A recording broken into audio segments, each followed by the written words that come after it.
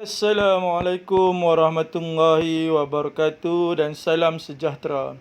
Hari ini kita akan belajar tingkatan 5, bab 1, kemunculan dan perkembangan nasionalisme di Asia Tenggara.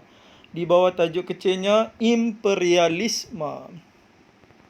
Sebelum cikgu nak mengajar, cikgu nak minta semua guru dan pelajar-pelajar untuk subscribe video cikgu ni agar cikgu boleh menambah lagi tajuk-tajuk yang lain. Baiklah, di bawah tajuk imperialisme ada 3 perkara yang akan dipelajari. Yang pertama, maksud imperialisme. Yang kedua, negara atau kuasa imperialisme barat. Yang ketiga, faktor-faktor imperialisme barat di Asia Tenggara. Okey, kita lihat yang pertama dahulu. Maksud imperialisme. Imperialisme adalah dasar sesebuah negara meluaskan wilayah dan pengaruh. Dasar siapa? Dasar sesebuah negara meluaskan wilayah dan pengaruh dengan cara menjajah negara yang lain demi kepentingan tertentu. Ingatlah, imperialisme paling penting 3D, 3 huruf D. D yang pertama apa? Dasar. D yang kedua dengan, dan D yang ketiga demi.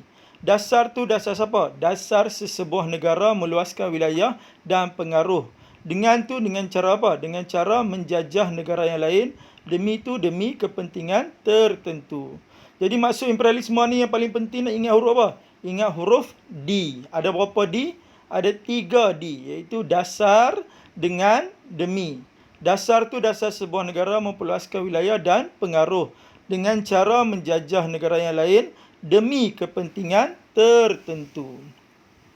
Imperialisme telah berlaku sejak zaman Empire Rom dan juga Yunani. Imperialisme moden bermula sejak abad ke-15 apabila kuasa barat menguasai wilayah Amerika Latin, Afrika atau Asia, atau juga negara besar atau kuasa besar menjajah negara yang kecil. Ingatlah, imperialisme maksudnya yang paling penting huruf apa? Huruf D. Ada berapa D? 3 D, iaitu dasar, dengan, demi. Okey. Negara atau kuasa imperialis barat di Asia Tenggara. Ada 5 negara yang utama yang menjajah Asia Tenggara. Yang pertama adalah Britain. Britain telah menjajah Burma, Tanah Melayu, Sabah, Sarawak dengan Timur-Timur. Yang kedua adalah Perancis. Perancis menjajah Vietnam, Laos dengan Kemboja. Yang ketiga adalah Belanda. Belanda menjajah semua negara di Indonesia. Yang keempat, Sepanyol. Sepanyol menjajah Filipina. Dan yang kelima adalah Portugal. Portugal juga menjajah Tanah Melayu, Sabah dan Sarawak. Okey, hari sekali kita lihat faktor-faktor imperialisme barat di Asia Tenggara. Ada 5 faktor yang utama. Yang pertama, persaingan kuasa-kuasa barat. Yang kedua, sistem pengangkutan dan perhubungan. Yang ketiga, revolusi perindustrian. Yang keempat, Asia Tenggara kaya dengan bahan mentah. Dan yang kelima, slogan, iaitu 2 slogan. Yang pertama, slogan beban orang putih. Dan yang kedua, tugas menyebarkan tamadun. Ada berapa slogan? 2 slogan. Beban orang putih dan tugas menyebarkan tamadun. Jadi apa formula untuk faktor-faktor imperialisme barat di Asia Tenggara? Persaingan pengangkutan isteri muntah putih. Sebab tu orang kata naik kereta tak boleh lumba. Kalau lumba, isteri akan muntah putih. Kesian isteri. Isteri duduk kat sebelah. Diam je. Yang pi bawa kereta laju-laju. Pasal apa? Tengok isteri dah muntah putih. Jadi apa formula faktor imperialisme barat di Asia Tenggara? Persaingan pengangkutan isteri muntah putih. Okey, tengok perangan formula. Persaingan merujuk pada persaingan juga. Pengangkutan merujuk pada pengangkutan. Isteri merujuk pada perindustrian. Perindustrian berasal daripada perkataan industri. Cikgu ubah menjadi isteri. Persamaan pada huruf I di depan dengan tri di belakang. Isteri, industri. Muntah merujuk pada mentah.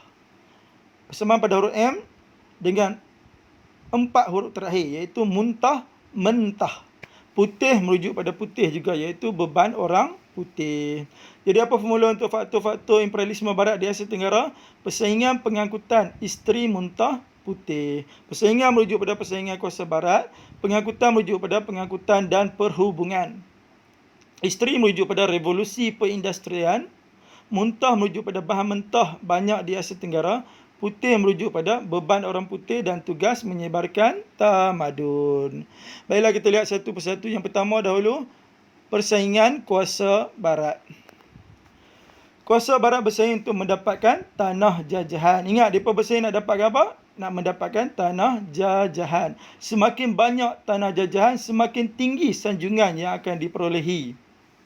Jadi mereka nak dapatkan tanah jajahan banyak ke sikit? Banyak. Pasal mereka nak dapatkan tanah jajahan banyak sebab nak mendapatkan sanjungan yang tinggi. Jadi kuasa barat bersaing untuk mendapatkan apa? Tanah jajahan. Banyak ke sikit? Banyak. Pasal apa banyak? Sebab nak mendapatkan sanjungan.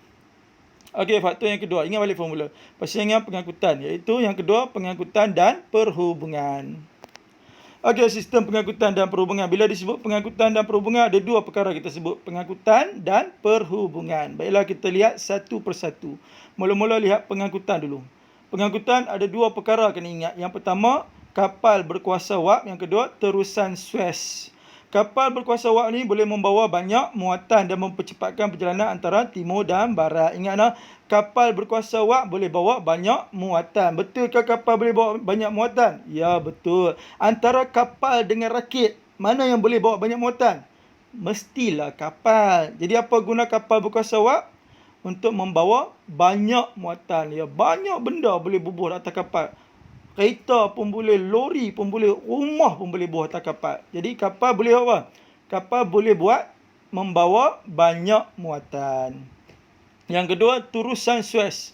Apa guna terusan Suez? Adalah untuk memendekkan jarak perjalanan antara timur dan barat dan menjimatkan kos. Ingatlah, yang paling penting terusan Suez ni adalah untuk memendekkan jarak perjalanan.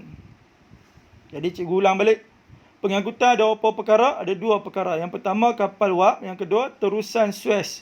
Kapal wap dapat membawa banyak muatan. Terusan Suez dapat memendekkan jarak perjalanan. Okey, selain pengangkutan, yang kedua tengok perhubungan. Perhubungan diciptakan telegraf. Telegraf ni dapat memudahkan hubungan antara barat dengan timur, di mana arahan dapat diberikan kepada pegawai di tanah jajahan dengan lebih cepat dan berkesan. Ya. Apa maksud perhubungan? Perhubungan adalah untuk menghubungkan antara timur dengan barat ataupun barat dengan timur.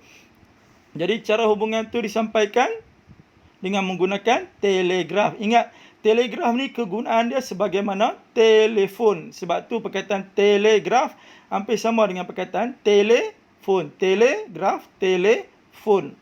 Apa guna telegraf? Untuk menyampaikan arahan. Selain itu, segala urusan perniagaan dapat dijalankan dengan mudah dan menjadikan perdagangan antara bangsa berkembang dengan lebih pesat. Jadi perhubungan menggunakan apa perkara? Menggunakan satu perkara, iaitu telegraf. Telegraf ni dapat memberikan arahan. Ingatlah, telegraf negara penjajah dapat bagi apa? Dapat bagi arahan. Jadi pengangkutan guna apa benda? Pengangkutan guna dua benda. Kapal wap dengan terusan Suez. Kapal wap dapat membawa banyak muatan. Terusan Suez dapat memendekkan jarak perjalanan. Yang kedua, perhubungan. Perhubungan menggunakan apa? Telegraf. Apa guna telegraf? Untuk menyampaikan arahan. Okey, faktor yang ketiga. Ingat balik formula. Persaingan pengangkutan isteri. Isteri merujuk pada revolusi perindustrian. Bila disebut perindustrian, perindustrian merujuk pada industri. Industri ni merujuk pada aktiviti apa? Aktiviti perkilangan. Jadi wujud banyak kilang di Eropah. Contohnya kilang kereta dan tayar. Jadi mereka memerlukan bahan mentah secara konsisten. Seperti apa? Nak buat kereta kena guna apa? Kena guna besi. Besi ambil daripada mana? Ambil daripada biji timah. Nak buat tayar pula guna apa? Guna getah. Getah ambil daripada mana? Daripada pokok getah. Jadi mereka memerlukan bahan mentah besi dengan getah tu ataupun biji timah dengan getah tu secara konsisten, iaitu takkan putus secara berterusan. Justru mereka memerlukan juga kawasan pasaran baru seperti India dan China. Disebabkan banyak kereta, banyak tayar dikeluarkan, jadi mereka amat memerlukan bahan mentah dengan pasaran yang baru. Seperti di mana pasaran baru? India dan China. India, China sangat luas, sangat ramai penduduk Jadi kebarangkalian untuk membeli adalah sangat tinggi. Jadi China dan India sangat penting sebagai pasaran. Manakala bahan mentah untuk buat kereta dan tayar ni pula ambil daripada mana? Ambil daripada Asia Tenggara. Ingatlah, revolusi perindustrian itu merujuk pada apa? Merujuk pada banyak kilang. Contoh kilang apa? Kilang kereta dan tayar. Okey, seterusnya kita lihat faktor seterusnya. Ingat balik formula. Persaingan pengangkutan isteri muntah. Muntah tu apa? Bahan mentah. Asia Tenggara kaya dengan bahan mentah seperti nak buat kereta kena guna apa? Biji timah. Nak buat tayar, getah. Okey, Asia Tenggara kaya dengan bahan mentah seperti biji timah dan emas. Keistimewaan lain di Asia Tenggara adalah mempunyai tanah yang subur untuk pertanian seperti menanam getah dan kelapa sawit. Getah diperlukan dah oleh Eropah. Ya, diperlukan untuk buat apa? Untuk buat tayar dalam kilang tayar. Selain itu juga kedudukan Asia Tenggara yang strategi di tengah laluan perdagangan antara China dan India. China dan India penting daripada Eropah? Ya, penting. Sebagai apa? Sebagai tempat pasaran untuk memasarkan segala kereta dan juga tayar mereka. Dan last sekali, pasaran yang luas kerana mempunyai penduduk yang ramai. Asia Tenggara juga berpeluang untuk dijadikan sebagai tempat pasaran. Kerana apa? Kerana Asia Tenggara mempunyai penduduk yang juga sangat ramai. Okey, jadi semua ada berapa keistimewaan Asia Tenggara? Ada 4 keistimewaan. Yang pertama, banyak bahan mentah. Yang kedua, tanah yang subur. Yang ketiga, kedudukan strategi. Dan yang keempat, pasaran. Okey, dan yang terakhir, ingat balik formula. Persaingan pengangkutan isteri muntah putih. Putih itu merujuk pada faktor, slogan, beban orang putih dan tugas menyebarkan tamadun. Okey, kuasa barat seperti British dan Belanda mendakwa mereka lebih maju dan bertamadun. Negara mana mendakwa mereka lebih maju? British dan Belanda. Ingat, dua-dua ni huruf B, iaitu British, Belanda. Jadi mereka berasa bertanggungjawab untuk mentamadunkan negara lain. Bila mereka rasa mereka lebih bertamadun, jadi mereka rasa apa? Mereka rasa menjadi satu tanggungjawab kepada mereka untuk mentamadunkan negara lain. Sebab tu mereka mai jajah ke Asia Tenggara. Selain itu, membalik Kristian juga berasa bertanggungjawab untuk menyebarkan agama Kristian di tanah jajahan di Asia Tenggara. Jadi ada beberapa faktor imperialisme barat di Asia Tenggara? Ada 5 faktor. Ingat balik formula. Formulanya apa? Persaingan pengangkutan isteri muntah putih. Persaingan tu apa? Persaingan kuasa barat untuk mendapatkan tanah jajahan. Banyak tanah jajahan sebab tinggi sanjungan. Pengangkutan merujuk pada pengangkutan dan perhubungan. Pengangkutan guna apa benda? 2 kapal awak dengan turusan Suez. Perhubungan guna telegraf. Isteri merujuk pada revolusi perindustrian, iaitu banyak kilang. Kilang getah dengan kilang kereta dengan kilang tayar. Jadi perlu bahan mentah dengan konsisten. Persaingan pengangkutan isteri muntah tu apa? Muntah tu bahan mentah banyak di mana? Di Asia Tenggara seperti getah dan biji timah. Dan last sekali, putih merujuk pada slogan beban orang putih dan tugas menyebarkan tamadun. Siapa negara yang rasa lebih bertamadun? British dan Belanda. Jadi mereka rasa menjadi tanggungjawab mereka untuk menyebarkan tamadun di negara lain. Okey, seterusnya kita lihat analisis kekerapan bab 1 untuk kertas 2 dalam SPM 2010 sampai 2019. Yang ni cikgu bukan setakat buat sampai 2019. Yang ni cikgu buat sehingga 2020 ulangan. Pembetulan di situ nah. Analisis kekerapan bab 1 kertas 2 dalam SPM 2010 hingga 2020 ulangan. Tengok, warna oranye di atas tu adalah SPM sebenar, warna kelabu bawah adalah SPM ulangan. Tengok SPM sebenar yang warna oranye di atas. 2010 tak naik, 2011 naik esei, 2012 naik struktur, 2013 naik esei, 2014 naik struktur. 2015 tak naik, 2016 naik esei, 2017 tak naik pula. 2018 naik struktur, 2019 naik esei. 2020 dalam SPM sebenar berkemungkinan akan naik dalam soalan struktur. Jadi tolong bagi perhatian untuk semua tajuk-tajuk di bawah bab 1 tingkatan 5 ini. Okey, tengok SPM ulangan yang warna kelabu di bawah tu. 14 ulangan naik struktur, 15 ulangan naik esei, 16 ulangan naik struktur, 17 ulangan naik esei, 18 ulangan tak naik, 19 ulangan tak naik, 2020 yang baru ni pun tak naik. Jadi bagi para pelajar yang ambil SPM pada tahun 2020 ni, tolong bagi perhatian yang sangat-sangat untuk bab 1 tingkatan 5 kerana berkemungkinan yang sangat besar akan naik di dalam soalan struktur untuk kertas 2 bagi tahun 2020 untuk SPM yang sebenar-benarnya ini. Jadi tolong bagi perhatian yang sangat-sangat untuk bab 1 tingkatan 5. Okey, seterusnya analisis kerapan tajuk untuk kertas 2 dalam SPM 2010 hingga 2020 ulangan. Tolong perbetul di situ nak. Yang ini adalah analisis kerapan tajuk untuk kertas 2 daripada SPM 2010 hingga 2020 ulangan yang baru ni. Setakat hingga hari ini, tajuk yang kita belajar tadi iaitu imperialisme baru 2 kali jadi tanya untuk SPM sebenar, iaitu 2011 dengan 2014. SPM ulangan 2016 ulangan. Jadi bermaksud baru 2 kali je SPM sebenar ditanya, 2011 dengan 2014. Lah ni dah 2020. Jadi tolong bagi perhatian yang sangat-sangat, berkemungkinan yang sangat besar tahun ni akan ditanya tajuk imperialisme barat di Asia Tenggara ni di dalam bahagian struktur. Jadi tolong bagi perhatian, hafal semua benda di bawah tajuk imperialisme ini. Kerana apa? Kerana akan naik pada tahun 2020 ini untuk SPM yang sebenar-benarnya. Okey, baiklah kita lihat contoh soalan struktur. Markahnya 244. Okey, kita lihat satu persatu. Soalan A dulu. Soalan A ditanya, senaraikan dua kuasa imperialis di Asia Tenggara. Apa kehendak soalan? Dua kuasa imperialis. Tengok di ruangan jawapan ada nombor 1 Roman, 2 Roman tak ada. Jika ada, jawab terus, tak payah buat ayat. Jadi 1 Roman jawab Britain, 2 Roman jawab Perancis. Okey, soalan B pula dia tanya, apakah keistimewaan Asia Tenggara yang menjadi sasaran kuasa barat untuk menjalankan imperialisme? Apa kehendak soalan?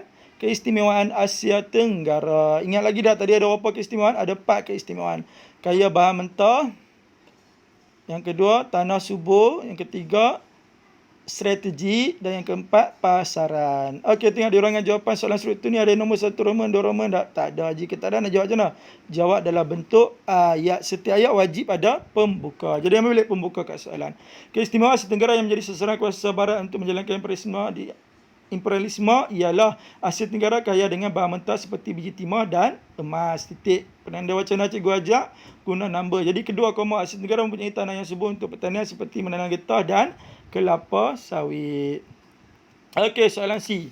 Pada pendapat anda, apakah kesan imperialisme barat kepada negara-negara di Asia Tenggara? Apa kehendak soalan? Kesan imperialisme barat. Okey, tengok di ruangan jawapan soalan struktur ni ada nombor 1 Roman, 2 Roman tak? Tak ada. Jika tak ada, nak jawab macam mana? Jawab dalam bentuk ayat. Setiap ayat wajib ada pembuka. Jadi ambil bilik pembuka kat soalan. Kesan imperialisme barat kepada negara-negara Asia Tenggara ialah dari segi politik. Pemerintahan di Asia Tenggara dikuasai oleh pegawai barat, menyebabkan pemimpin tempatan kehilangan kuasa. Titik. Penanda wacana cikgu ajak guna number. Jadi kedua koma, undang-undang barat diperkenalkan menyebabkan undang-undang tempatan disisihkan. Titik. Lepas kedua, ketiga, kegiatan ekonomi di Asia Tenggara dikuasai oleh barat. Contohnya kegiatan pertanian komersial seperti menanam getah menyebabkan penduduk tempatan kekal dalam ekonomi tradisional yang tidak menjamin kekayaan. Okey, seterusnya kita lihat contoh soalan AC. Markahnya 488. Okey, kita lihat soalan A dulu. Soalan A ditanya, jelaskan maksud imperialisme. Apa kehendak soalan? Maksud imperialisme. Ingat, imperialisme yang paling penting adalah huruf apa? Huruf D. Ada berapa D? 3 D. Iaitu dasar dengan demi. Okey, baiklah. Seperti biasa, soalan esei wajib ada pembuka. Jadi ambil pembuka kat soalan tu. Maksud imperialisme ialah dasar sebuah negara meluaskan wilayah dan pengaruh dengan menjajah negara lain demi kepentingan tertentu. Penanda wacana cikgu ajak guna number. Kedua koma, imperialisme telah berlaku sejak zaman Empire Rom dan Yunani. Okey, soalan B. Terangkan faktor-faktor imperialisme barat di Asia Tenggara. Apa kehendak soalan? Faktor-faktor imperialisme barat di Asia Tenggara. Ada berapa faktor semua? Ada 5 faktor. Apa formulanya? Persaingan pengangkutan isteri muntah putih. Baiklah. Soalan esei seperti biasa wajib ada pembuka sebelum nak jawab. Jadi ambil balik pembuka dekat soalan tu. Faktor-faktor imperialisme barat di Asia Tenggara ialah persaingan kuasa barat untuk mendapatkan tanah jajahan. Titik. Hal ini kerana semakin banyak tanah jajahan, semakin tinggi sanjungan yang diperolehi oleh kuasa-kuasa barat. Penanda wacana cikgu ajak guna number. Jadi faktor kedua ialah perkembangan sistem pengangkutan dan perhubungan. Hal ini kerana melalui penciptaan kapal berkuasa awak membolehkan banyak muatan di bawah dan dapat memcepatkan perjalanan antara timur dan barat. Selain itu, pembukaan terusan suai juga dapat memedekkan perjalanan dan menjimatkan kos. Seterusnya, penciptaan telegraf dapat memudahkan hubungan antara barat dan timur. Hal ini kerana arahan dapat diberikan kepada pegawai di tanah jajahan dengan lebih cepat dan berkesan. Ada lagi dah faktor yang lain? Ada 3 lagi faktor. Ingat balik formula. Persaingan pengangkutan isteri. Isteri itu merujuk pada revolusi perindustrian, iaitu banyak kilang wujud seperti kilang kereta dan tayar. Jadi mereka memerlukan bahan mentah secara konsisten. Faktor yang keempat, muntah. Muntah merujuk pada Asia Tenggara kaya dengan bahan mentah seperti getah dengan biji timah. Dan sekali putih. Putih merujuk pada slogan berbaharu putih dan tugas menyebarkan tamadun. Ini kerana British dan Belanda berasa lebih bertamadun dan menjadi tanggungjawab mereka untuk mentamadunkan negara lain. Okey, last sekali soalan C. Bagaimanakah peranan anda sebagai generasi muda hari ini dapat mengekalkan kedaulatan negara? Apa kehendak soalan? Peranan mengekalkan kedaulatan negara. Jadi ambil balik pembuka dekat soalan tu.